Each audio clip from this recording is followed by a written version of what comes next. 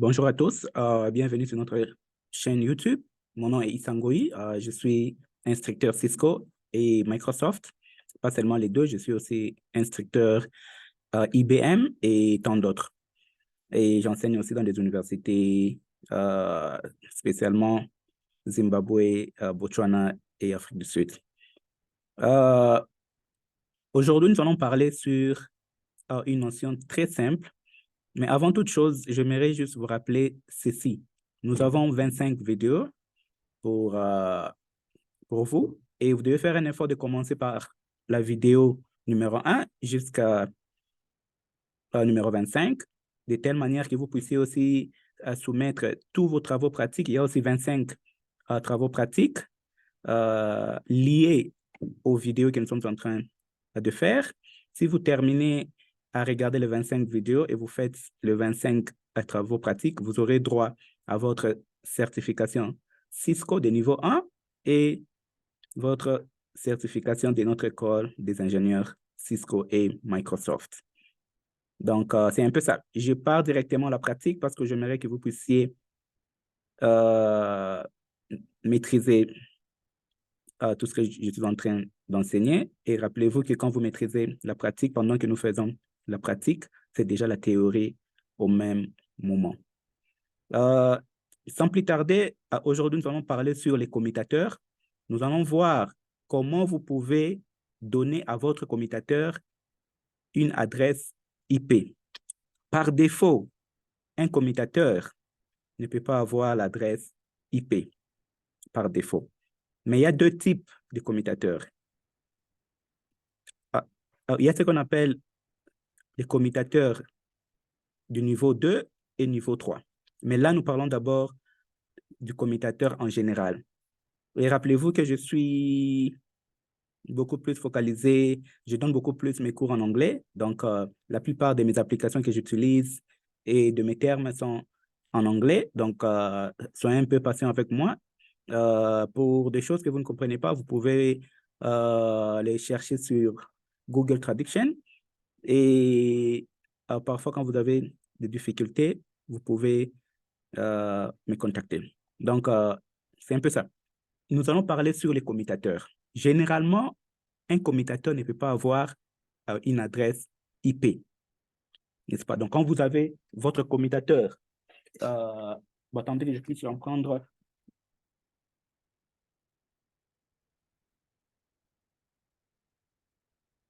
Par exemple, ces commutateurs Cisco.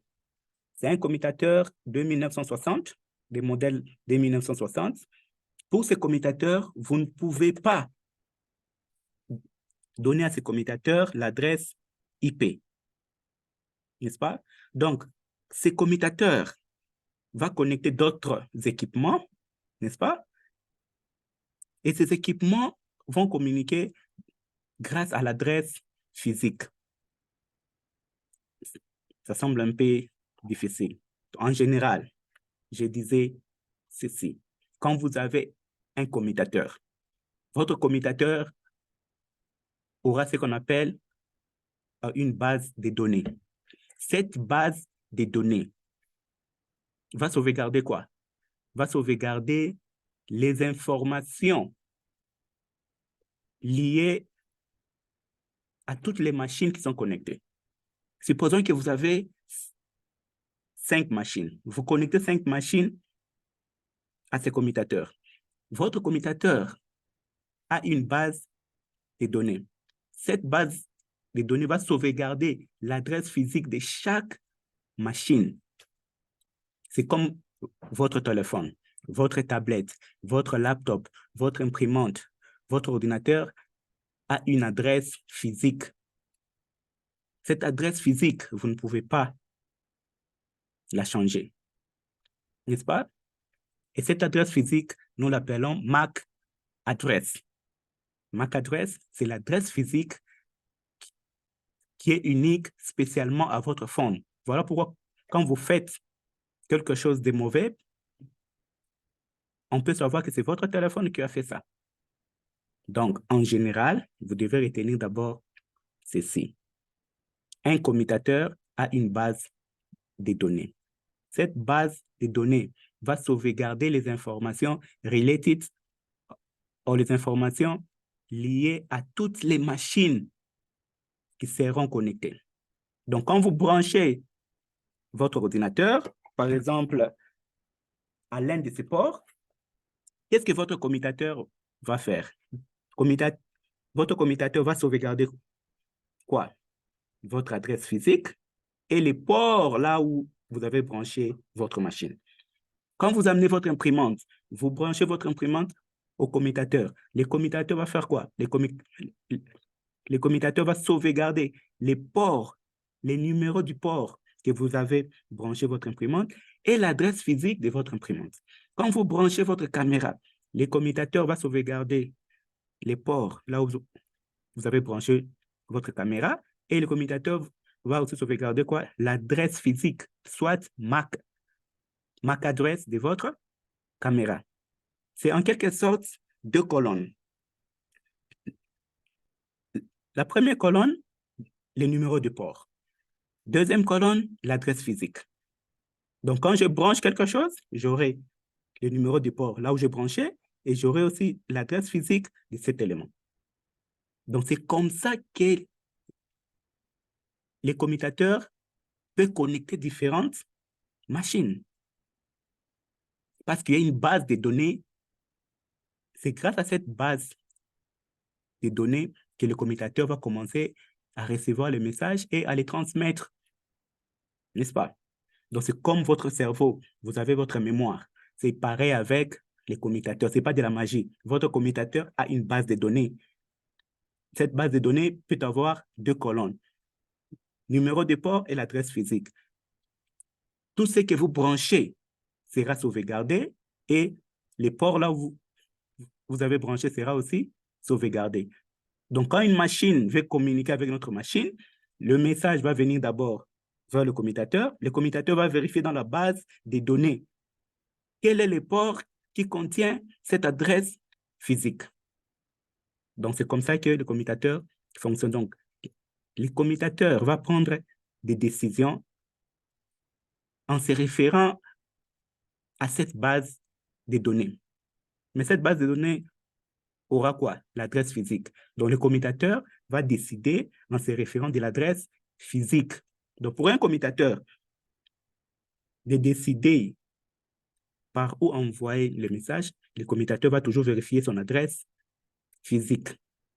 N'est-ce pas? Donc, la décision, quand vous utilisez le commutateur, se base sur l'adresse physique ou MAC adresse.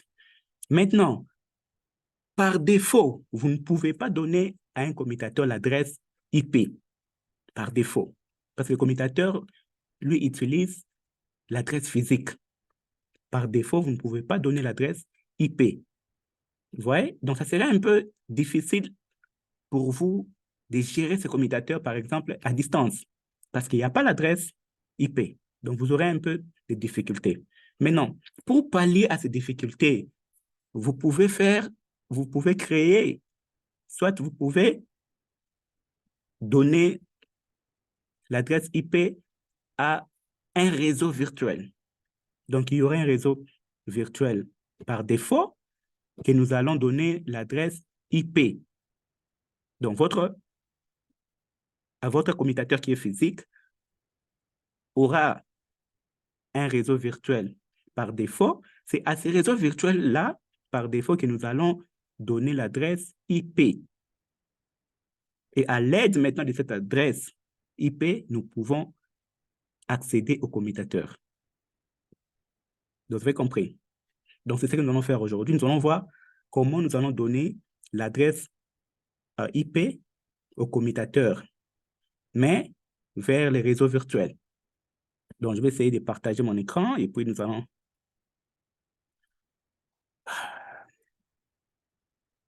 OK, donc j'aurai ici l'un de mes ordinateurs, j'ai mon laptop et je peux avoir mon switch.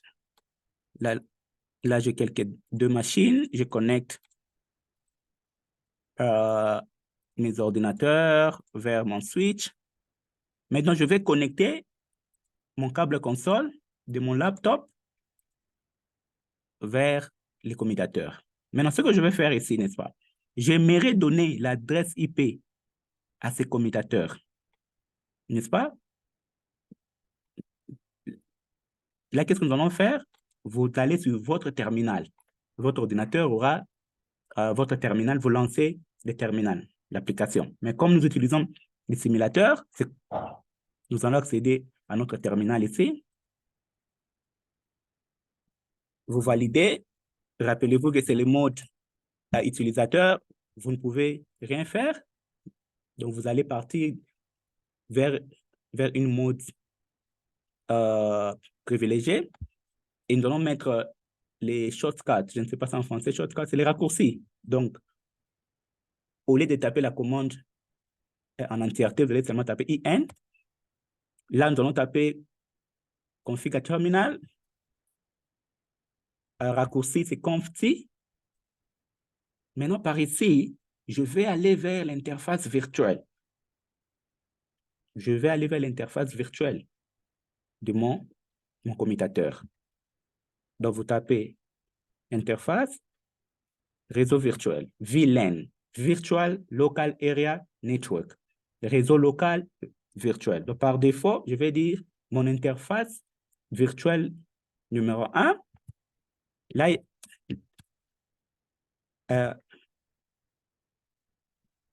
IP space adresse, sur mon adresse IP sera 192.168.1.1 par exemple, suivi de masque de sous-réseau. Donc, vous précisez d'abord, vous dites au commutateur, je vais aller dans mon interface virtuelle numéro 1, qui est l'interface virtuelle par défaut. Voici mon adresse IP et voici mon masque de sous-réseau. Et puis, je vais dire, vous validez.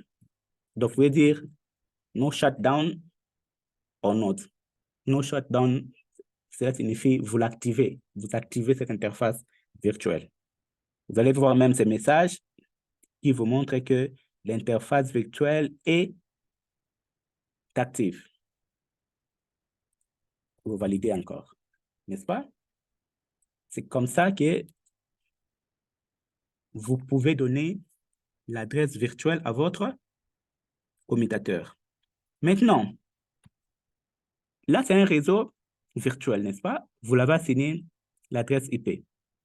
Cette adresse IP sera votre default gateway. Maintenant, d'abord, je cherche default gateway en français, c'est quoi?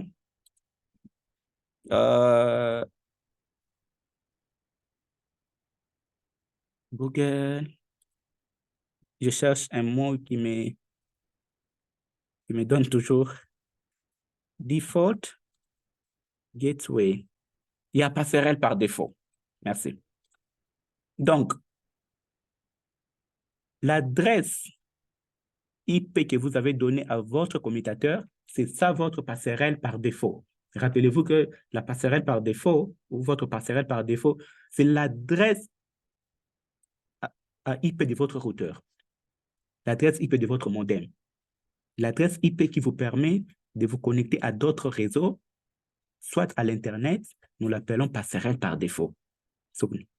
Lorsque nous parlons de passerelle par défaut, c'est l'adresse IP de mon routeur ou de mon modem, soit c'est l'adresse IP qui me permet à se connecter à d'autres réseaux, soit à l'Internet, c'est ce qu'on appelle passerelle par défaut. Si votre ordinateur n'a pas cette passerelle par défaut, votre ordinateur ne peut pas être connecté sur Internet. Soit si vous utilisez les RONG, soit la passerelle par défaut qui n'est pas correcte, vous n'allez pas non plus vous connecter sur Internet. Maintenant, je vais aller dans chaque machine. Je vais donner à chaque machine l'adresse IP. Et mon passerelle par défaut, vous vous rappelez, c'était .1.1. De la même manière aussi ici, 192.168.1.3, 192.168.1.1. La passerelle par défaut ne change pas dans votre réseau. Pour un réseau local, vous avez votre passerelle par défaut. Pour toutes les machines, ça doit être la même. Là, je finis. Je peux essayer de tester ma connectivité entre moi et ma passerelle par défaut. Ceci est communication entre moi et le commutateur. Vous irez sur le command prompt. Je peux ping 192.168.1.1. Je vais voir s'il y a...